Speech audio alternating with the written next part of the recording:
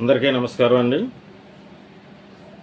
ఈరోజు దేవరకొండ బాలగంగాధర తిలక్ గారి గురించి ఈ రెండవ భాగంలో మరికొన్ని విషయాలు తెలియచేయబోతున్నాను. తిలక్ సృజన శక్తి వివిధ ప్రక్రియల్లో విజృంభిస్తున్న సమయంలో 45 ఏళ్ల వయసులో కూతురు పెళ్లి చేసిన కొద్ది వారాలకే 1966 జూలై 1న అనారోగ్యంతో మరణించాడు. అంటే చాలా చిన్న వయసులోనే చనిపోయాడు ఈయన తిలక్ గారు, 45 ఏళ్ల వయసులో. తన కవిత్వాన్ని పుస్తకంగా ప్రచురించి చూసుకోవాలని, ఒక సాహిత్య పత్రిక స్థాపించాలని ఆశించిన తిలక్ అవేమీ తీరకుండానే చనిపోయాడు. అతని కొడుకులు సత్యనారాయణమూర్తి, సుబ్రహ్మణ్యం ఇంగ్లండు, అమెరికాల్లో వైద్యులుగా స్థిరపడ్డారు. కూతురు చంద్రలేఖ ఆస్ట్రేలియాలో నివసిస్తుంది. విస్తారంగా సాహిత్య సృజన చేస్తున్న తిలక్ నడివయసు దాటకుండానే మరణించడం తెలుగు సాహిత్య లోకంలో విస్మయాన్ని కలిగించింది.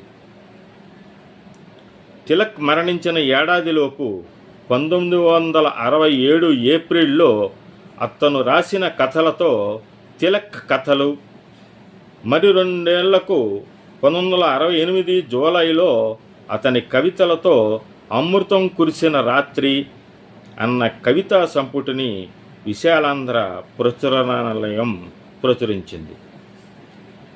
ఇది తెలుగు సాహిత్యంలో మంచి ఆదరణ పొందింది.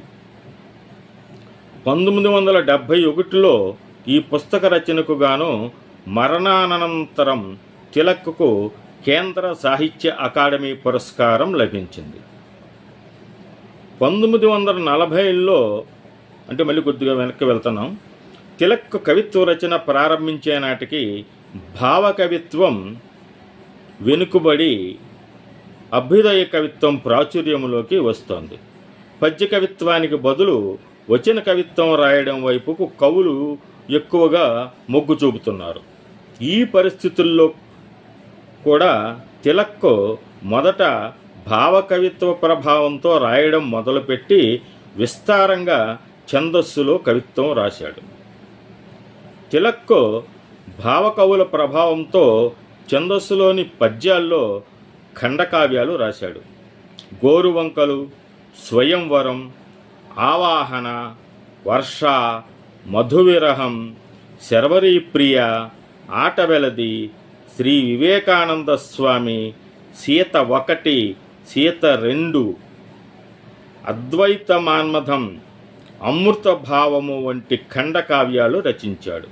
వీటిని తిలక్ మరణించిన 25 ఏళ్లకు 1991లో అతని పెద్ద కొడుకు సత్యనారాయణమూర్తి సేకరించి గోరువంకలు అన్న సంపుటిగా ప్రచురించాడు.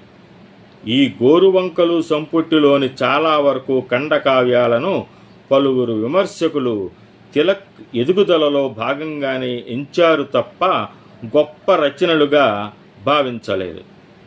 కవి, విమర్శకుడు అయిన బేతవోలు రామబ్రహ్మం గారు వీటిని గురించి రాస్తూ అప్పట్లో ఆ ప్రభావంతో, అంటే భావ కవిత్వ ప్రభావంతో రాసిన వీరి పద్య కవితలు వీరి పరిణతి క్రమాన్ని అర్థం చేసుకోవటానికి, ఏ ప్రమాదపు టంచుల నుంచి బయటపడ్డారో తెలుసుకోవడానికి ఉపకరిస్తాయి అని అంచనా వేశారు.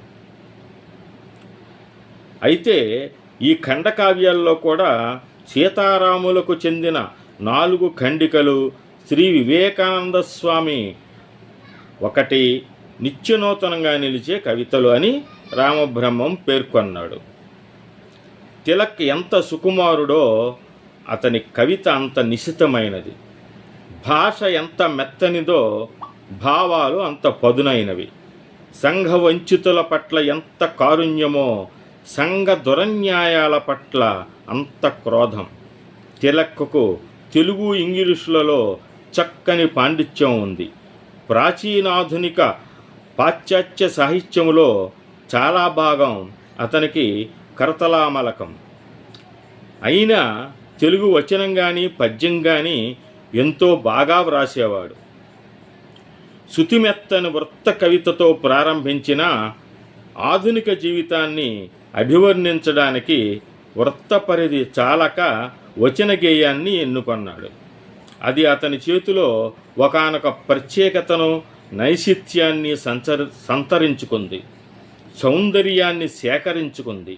మన కళ్ళ ఎదుట ప్రతినిత్యం జరిగిపోతున్న జీవిత నాటకాన్ని ప్రతిబింబించడానికి ఆయన కవితను, కథలను, నాటికా ప్రక్రియను సమానంగా ఉపయోగించుకున్నాడు.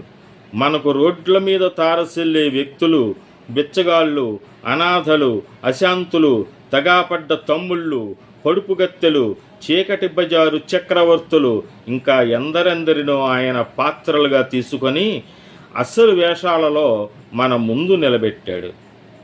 మొదట దేవులపల్లి కృష్ణశాస్త్రి ప్రభావంతోనూ, తర్వాత శ్రీశ్రీ ప్రభావంతోనూ కవిత్వం రాసినా వచన కవితా ప్రక్రియను తన అసమాన ప్రతిభా సంపదతో ఉన్నత శిఖరాలకు తీసుకుని వెళ్ళిన ప్రముఖుడు ఈయన. వచన కవితలకు అప్పజెప్పే లక్షణాన్ని తెచ్చినవాడు తిలక్.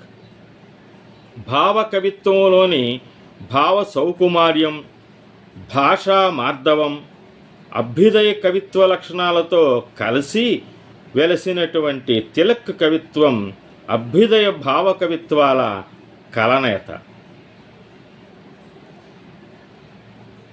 రారా అంటారు. తిలక్ కవిత్వంలోని కొన్ని అనభ్యుదయకర ధోరణులను ఎత్తిచూపి విమర్శించినా భావుకత్వం ముఖ్యమైన లక్షణంగా ఉండేది. తిలక్లోని ప్రముఖమైన గుణం భావుకత్వం. కించిత్తు ప్రేరణకు కూడా చలించిపోగల సుకుమార హృదయ స్పందన శక్తి. ఈ భావుకత్వానికి తోడు తన హృదయంలోని అనుభూతిని వ్యక్తం చేయగల శబ్దశక్తి, అలంకార పుష్టి కలిసి రావడంతో తిలక్ ఉత్తమ శ్రేణి కవి కాగలిగినాడు అంటూ మార్క్సిస్టు విమర్శకుడు రారా ప్రశంసించాడు. దేవుడా, రక్షించు నా దేశాన్ని పవిత్రుల నుండి, పతివ్రతల నుండి, పెద్ద మనుషుల నుండి, పెద్ద పులుల నుండి, నీతుల 2 నాల్కలు సాచి బొసలు కొట్టే నిర్హేతుక కృపా సర్పాల నుండి, లక్షలాది మంది దేవుళ్ళ నుండి, వారి పూజారుల నుండి, వారి వారి ప్రతినిధుల నుండి, సిద్ధాంత కేసరుల నుండి, శ్రీమద్గురు పరంపర నుండి వీరిని కాపాడండి అన్నట్లుగా ఈయన కవితా ధోరణి సాగేది. రేపు 3వ భాగాన్ని కూడా చేయదలిచాను. అందరికీ నమస్కారం. మీకు నచ్చినట్టయితే లైక్ చేసి, సబ్స్క్రైబ్ చేసి మీ యొక్క కామెంట్లను తెలియజేయవలసిందిగా కోరుతున్నాను.